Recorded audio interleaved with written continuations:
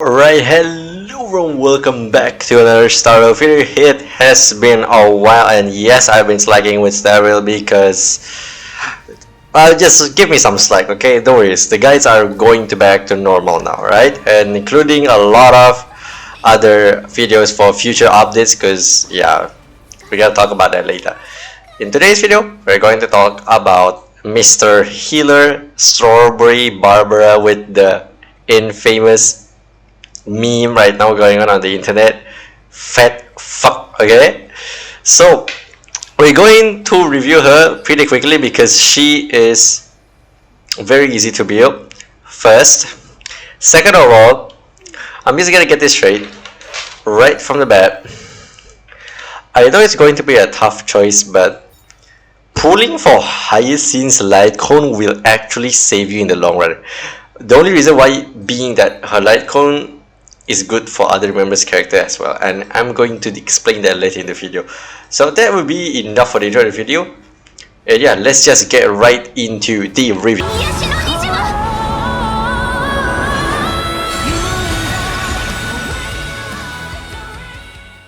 Let's go on Hyacine's kit first. What does she do? Of course, she's a remembrance path, and she is a healer remembrance in this case. Now, as I told you before, light cone wise, you do not need her silence, which is the good thing. So at first I thought, oh my god, is this gonna be the usual remembrance problem again? Because remembrance have like very little options, right? And you cannot really do much. She is okay with simulated universe. That's actually her next best in slot, other than her signature, right? Other than that, I actually tried a few runs, and I actually think that Z Victory in a blink is actually not bad if you want to put on her, though it increases crit damage, which you really need on Hyacine, by the way.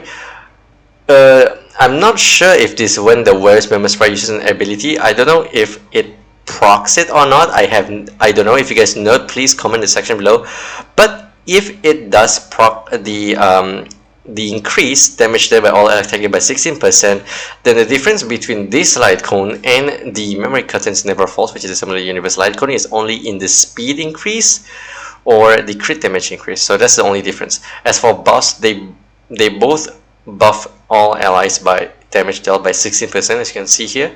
There's no difference. The difference only in buffing speed and buffing crit damage, and that's basically it. Other than that, you can also go for the usual reminiscence light cone if you want to. This is also fine. Let's go to traces, right? Let's go to traces. Now, for traces wise, of course, you want to upgrade Little Ika's light cone. Little Ika's talent first, and then after that you can go to the other bonus abilities, and don't forget to upgrade all her talents. I would say going for the talent, and you can after that go for the ultimate and skill after that. Right?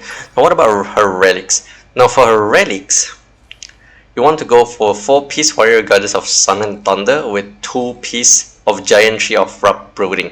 That will be her best slot, her best relic, right? Now, what do you want to aim for in terms of stats? One thing, if you haven't noticed from the traces, is that she does not need crit rate. Why?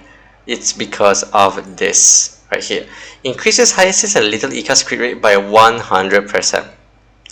Because of this one talent, you do not need to build crit rate on Hyacine at all.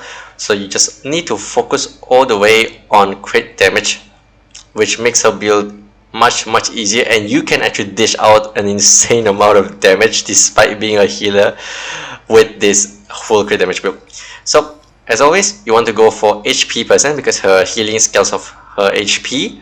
Go for crit damage. A little bit of effect rest is not bad.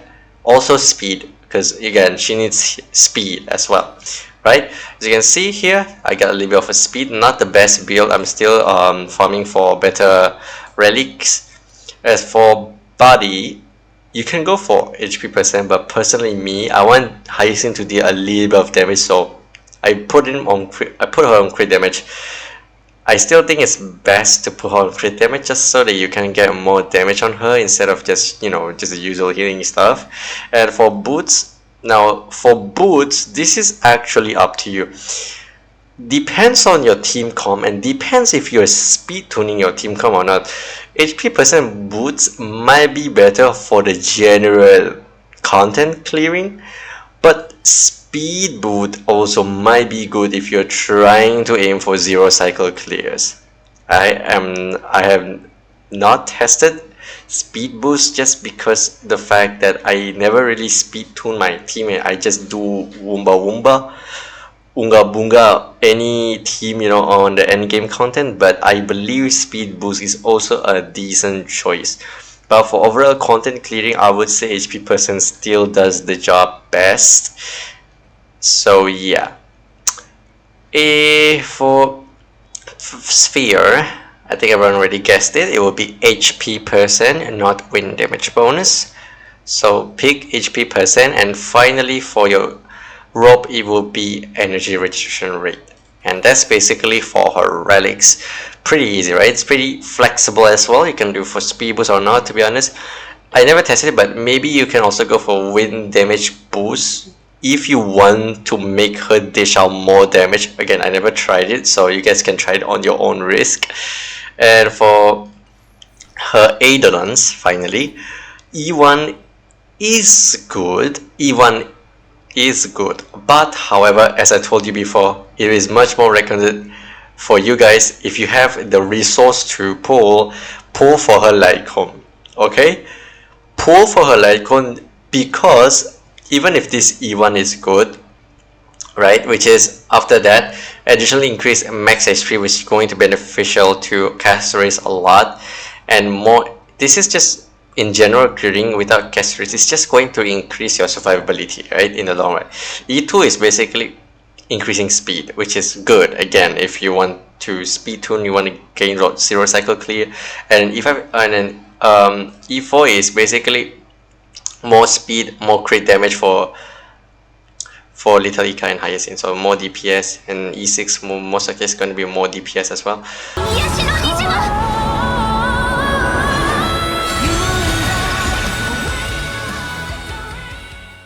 Now let's go for a team.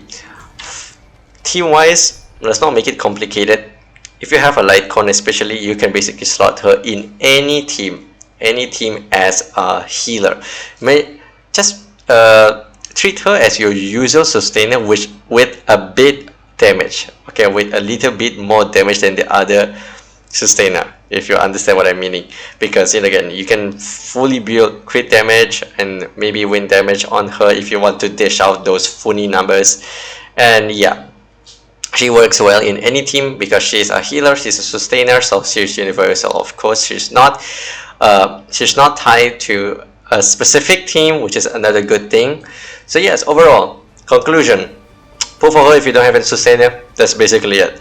Now we go on to some of the showcase that I can show you guys on MOC and other stuff, alright?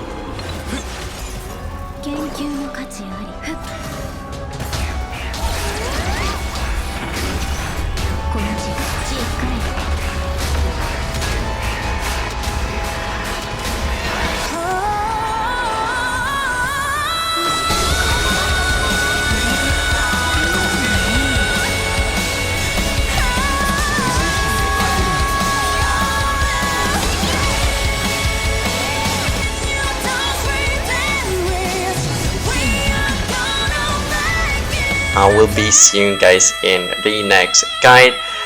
And yeah, stay safe, have a good day everyone, and don't forget, puni puni.